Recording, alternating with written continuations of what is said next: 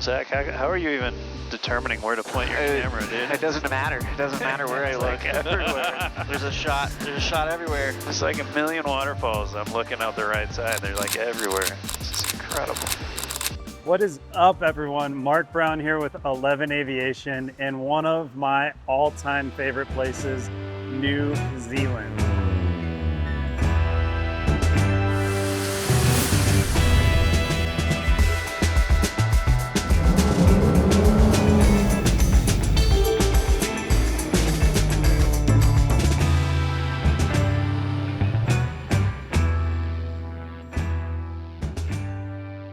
We are here with my good friend James and his company Glenorchy Air.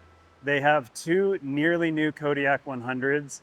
They are the first ever operator of a Kodiak 100 in New Zealand. So they brought the first one in and now they're operating two of them. We are getting to fly around New Zealand to see the beauty of this amazing place via Kodiak. And we're also here doing some Kodiak training with James, his staff, and his pilots. It's going to be a really exciting time. Let's go fly.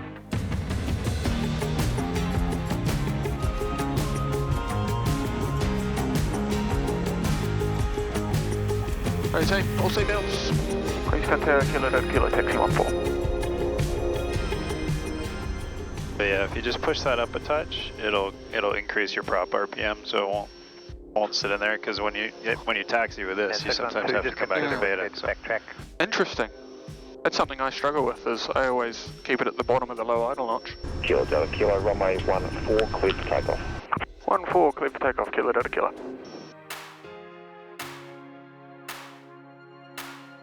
This is kind of a standard departure for you guys. Just go out, teardrop back over the airport. Yep. Cool. So we'll take off on the crossing. Once we feel we can get around here, come around here, fly past here, and we'll come on the right-hand side of the Shotover River. Okay. And head out through that gap in the mountains there, which is called Skipper's Saddle. Okay, nice. Yeah, this terrain, this is the view that I love to use because you can really get a gauge on like what's a dead end. It is, man. It's fantastic, especially in this territory. Yeah. You got so many variations in the terrain around you. Mark's ability to come here was really helpful as well. Obviously, someone as junior as myself, which was probably someone that needs more training and more of a bit of hand-holding the most. There's a lot of things around systems with turbine aircraft in general and the Kodiak in particular that I just wasn't all that sure about. I asked them quite a few questions during it, things like the lubrication system, like the fueling system.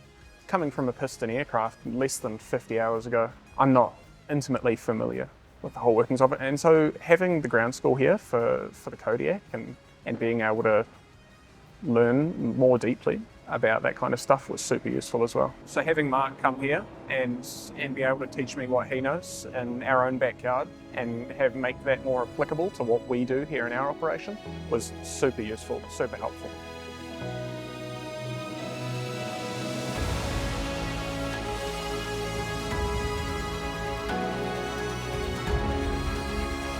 Welcome to Milford Sound, team. Nice job, nice landing. Awesome.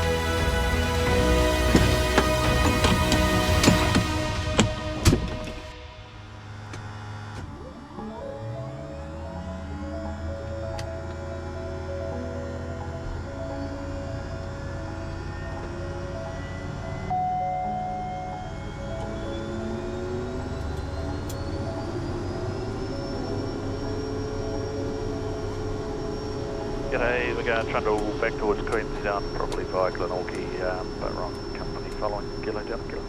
And, going out east.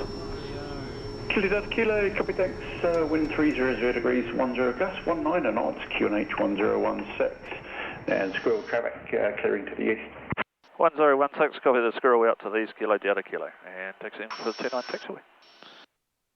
Right, Pause system test. When he says squirrel, okay. I'm assuming he's talking about an A-star? Yeah. Okay. Yeah. Flap set, that's what that's forward. That's open, blinkies and dinkies are on. Off we go. They're a bit rough, actually on takeoff we're going to get quite a decent roach up at the end of the runway here just after airborne. And then we're going to be in some fairly close proximity to a cliff face out to our right. So. Oh, no, I'm just going to get that off. Nice bit of lift there. Oh, nice.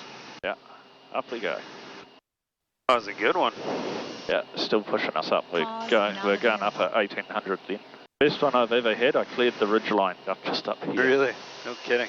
So it's pretty common that you always get some uplift right here, huh? In summer with the sea breeze, you can see the wind vanes down in the water. Yep. Yeah. So that Coming. wind comes and hits this cliff, and of course this area is a Venturi, and this is a good escape route for it.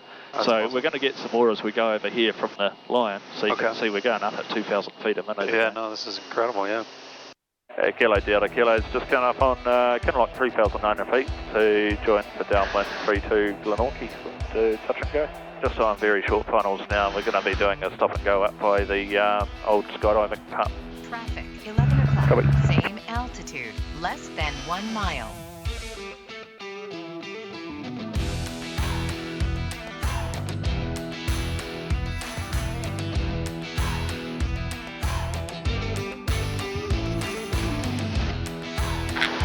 Beautiful, man. Nice work, Will. Wow. We love this plane for this trip. It's fantastic. Glenorchy traffic, Kilo Delta Kilo is backtracks 32 depart and will be remaining in the circuit.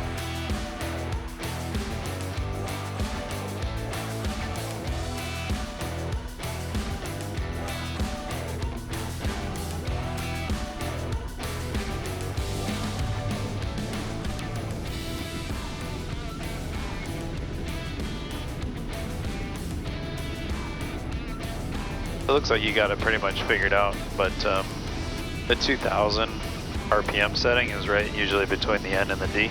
Yeah, I got one eye out there, one eye on that. Well, that's why I always tell people that, because people will sometimes be messing with it, and I'm like, you don't really want to be doing that when you're less than 1,000 feet AGL. So I just tell them between the N and the D is a good setting for it. Kilo Delta Kilo downwind 32 Glenorchy, I'll do a touch and go. Kilo Delta Kilo short funnels 32 touch and go.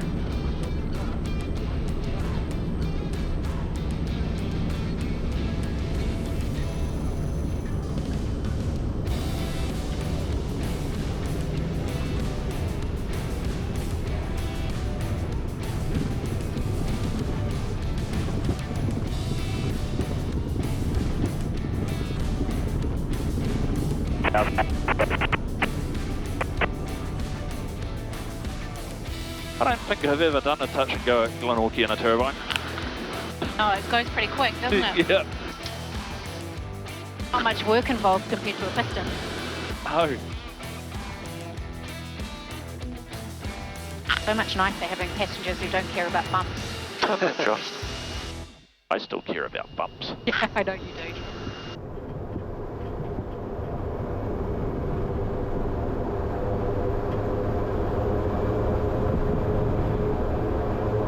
Thanks for doing this, guys. This was really cool. Yeah, that turned out really cool. It's such a beautiful spot, Glenorchy. It really is. Looks a bit different to just the plane landing on seal anyway. I don't know if you guys could actually still talk to each other, but I just mashed the buttons. Yeah, so the way this is yours, this is mine, basically, and then so this controls your side of the plane, and this controls my side of the plane. Yeah. So I don't know if you guys, well, it sounds like on the private tours you allow passengers to talk. If they pay a stack of money, personally, I haven't had that yet in these, but I've had a couple of them. Yeah, most of the time they're really quiet.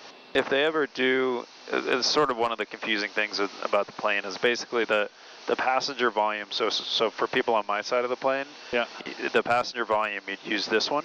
Oh. And then people on your side of the airplane, your passenger volume uses this one. Oh, so it's like a bus up each side. Yeah. Oh, okay. So basically, if you have somebody on my side complaining about the volume, I mean, adjust yours, nothing's going to happen. Yeah, that's right.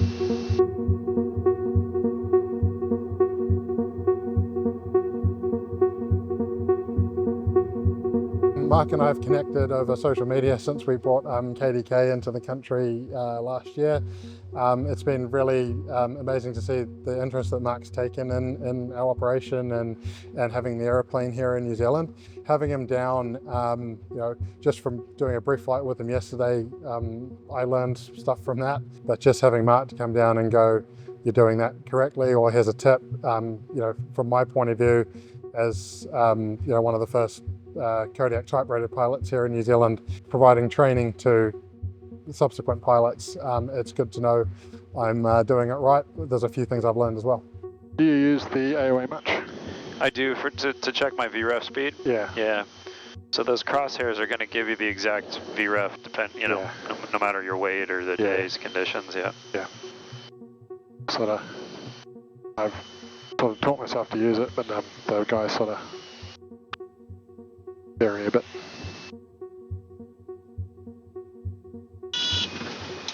Beautiful.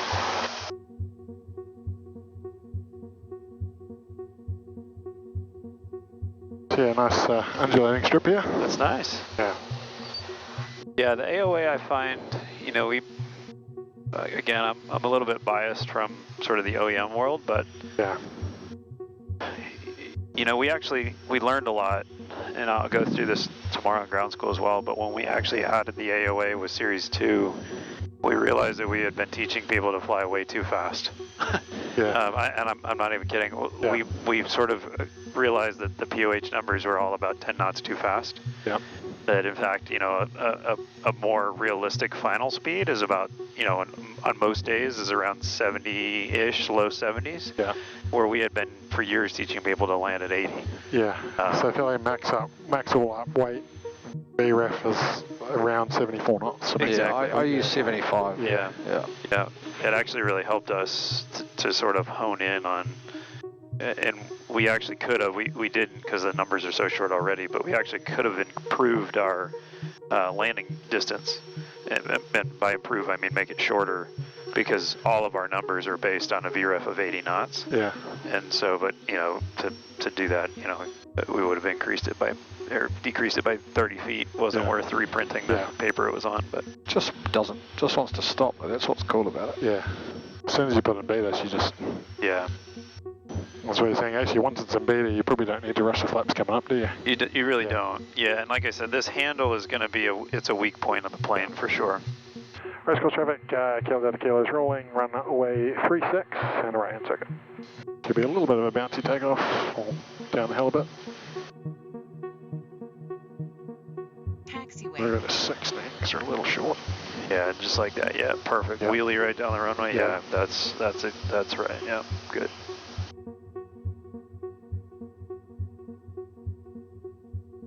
Okay, when you start feeling that nose wheel, just ka-chunk, ka-chunk, ka-chunk, that's when you want to get that nose pressure off. Yeah. I think that might be a bit of a symptom of coming out of heavy Airvans that need to accelerate. Yeah. Yeah. I do like compared to the Caravan how responsive the Dash 34 is. Right. The 140 is very, very slow in comparison. It is. I agree with that.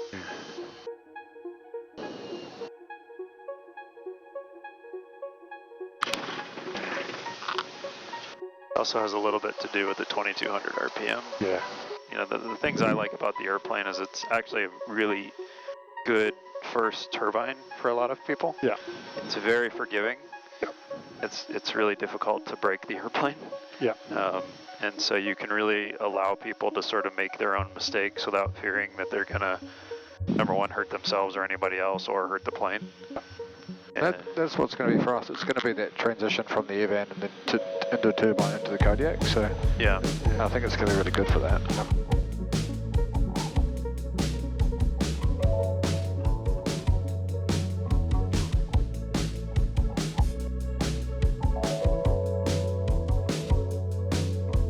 All right, so we've done a couple days here with Glenorchy Air in the South Island of New Zealand. They operate 2 Kodiaks. I just can't thank James and his team enough for bringing us down here, helping them do some pilot training and figure out some tips and tricks in the Kodiak 100. So one of the big services we offer at 11 Aviation is this on-site training. And so we're able to come to the client It's a lot more cost effective, especially in a case like this where they have multiple airplanes and numerous pilots. But additionally, we offer the advantage of getting to train in their environment, in their unique weather systems, and in their unique airstrips. Here in New Zealand, they have mountains and fjords and grass strips and all sorts of different stuff. And so getting the pilots getting to see, and the pilots up and coming. So we've been actually training some of the Airvan pilots that aren't quite to the Kodiak yet, but they're able to sit through our ground school and sort of learn preemptively in knowing that they're going to eventually get into the Kodiak. So it's really a great service that the team and I offer. And if you guys are interested in it, please reach out. Contact details below in the description or at the end of the video. As always, if you like this content, please consider liking and subscribing so we can make more of it. And as always, comment below. I'd love to hear what y'all's thoughts are. Whether I use too much runway or too little runway, or I don't know how to fly airplanes, all good. I love reading them. I have a good sense of humor. Until next time, I'm Mark Brown with 11 Aviation. We'll see you on the next one.